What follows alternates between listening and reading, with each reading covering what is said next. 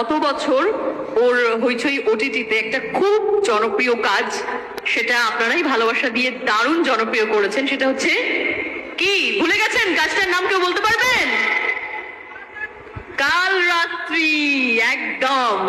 আসলে এটাই ওর মজা, যে ও যা ধরে তাই শোনা হয়ে যায়।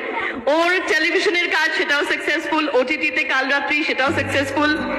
এইভাবে বলো না, এই বলে বলে আমি আর কাজ করতে পারছি না। কাল রাত্রি সিজন 2 এর কথা আমি শুনতে চাই, আমরা বোনের সবাই শুনতে চাই। হ্যাঁ, মানে কাল রাত্রির সিজন 2 আসছে, আর খুব মজা শুট করেছি। মানে যারা কাল রাত্রি 1 দেখেছেন, যারা ভালো বলেছেন, তাদেরকে বলবো যে কাল রাত্রি 2টা কিন্তু 1 এর থেকেও বেশি ভালো।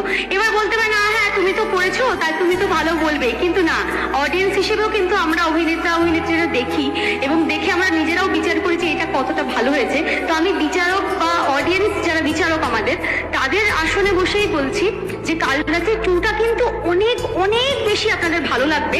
তার কারণ কাল রাত্রি 1-এ যে যে জটলাগুলো রয়েছে, যেগুলো সলভ হলো না, সেগুলো সবটা না কাল রাত্রি 2-তে আপনারা দেখবেন যে সব সলভ হয়ে গেছে, এবং খুব খুব ভালো লাগবে আপনাদের।